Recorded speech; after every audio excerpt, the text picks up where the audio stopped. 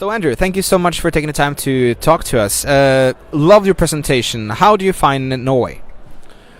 Well, I've primarily been in Oslo since I got here a few days ago, and I'm very happy with the fact that I got some time to go out exploring and walking and riding the metro and just sort of seeing daily life, and also connecting with a bunch of designers and creators here in Oslo. And I will say I'm incredibly impressed with the not just the digital creative economy, but the creative economy in general.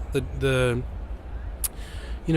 make any of this breathtaking digital media or new apps or campaigns and on, all the things that the people at this event do, you have to have musicians and painters and writers and poets and artists who form the kind of creative backbone, because that's what multimedia is. It's all those media put together. So I've had a chance to see some of that, and I've been incredibly impressed.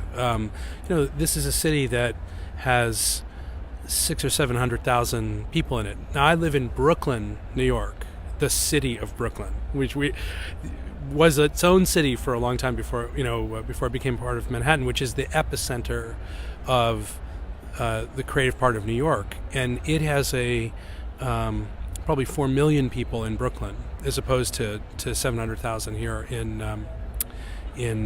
Oslo, and yet the creative economy here feels just every bit as vibrant as the one in Brooklyn. That's really saying something.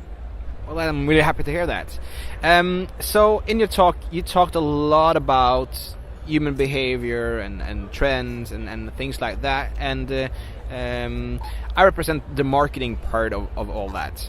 And I want to know if you have any thoughts on how, with all the things you know about this, would you build a relationship to your audience in 2014 as a brand? I mean, how would you communicate and build relationships?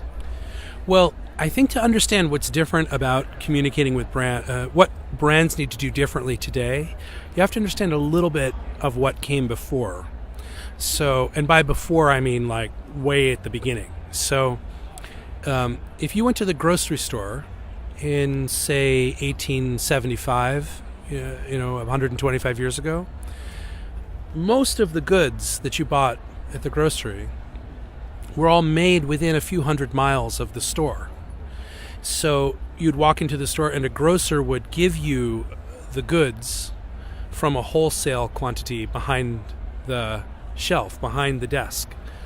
And then when mass production and mass manufacturing and mass distribution took off in the 20th century, suddenly you could get things from very far away, from people you would never meet.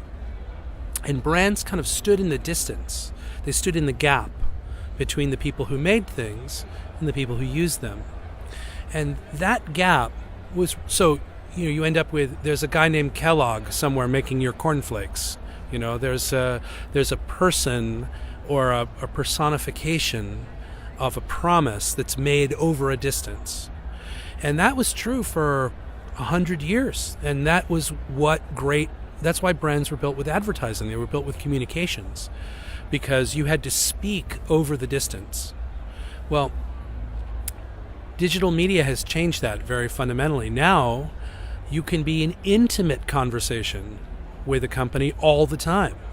So when you are separated by a large distance, often you have to shout to make your point. When you're really close with somebody, shouting sends people, running for the hills. So that's the last thing in the world you want to do. So brands have to become much more conversational.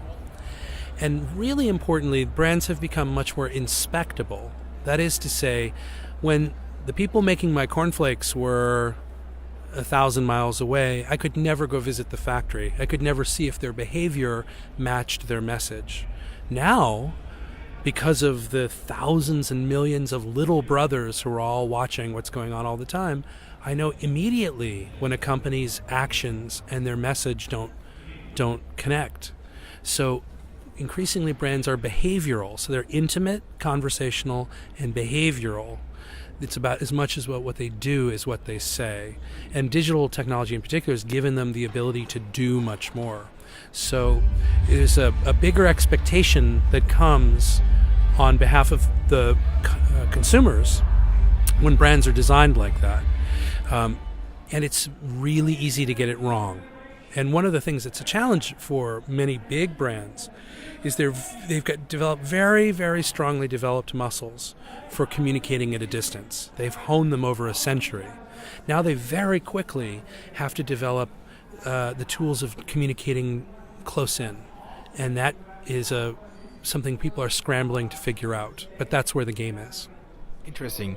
And would you say that technology is kind of in the way for a lot of big brands, the way they're built up right now?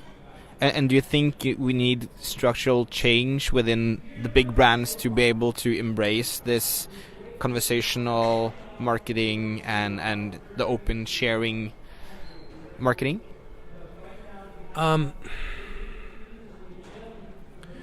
Well, if I think I understand your question, it's about the role of technology and the whether or not it gets in the way sometimes. And I think the answer is that what we're in right now is an age of, when it comes to digital, is an age of fragmentation and therefore experimentation. When you have hundreds of thousands of apps, millions of apps, many of which do the same thing as each other, many of which have functionally the same kinds of promises that they make to the end consumer, that's just millions of places for brands to be. When we had a couple of television stations and we had a couple of newspapers, there were fewer places to actually deliver your message. Now it's not that we don't just have an abundance of places, we have a crisis of abundance. We have so many places that you can't put enough firepower behind any of them to actually create impact on their own. So what you see with companies is they're spending huge amounts of money on traditional media, but that budget has shrunk. And they're taking half of that budget and they're sprinkling it like pixie dust among a billion other little tiny jewels, because nobody knows what the next Twitter or Facebook, WhatsApp is going to be. No one's sure what platform is the one that is going to be the next one to dominate. So a chief marketing officer today needs to be much more experimental, much more risk-oriented than they were even just a few years ago, because there's a lot to pay attention, a lot more to pay attention to than there's ever been before, and there will be more tomorrow than there was yesterday. Yeah, very interesting times we go to. Thank you so much for your time, Andrew.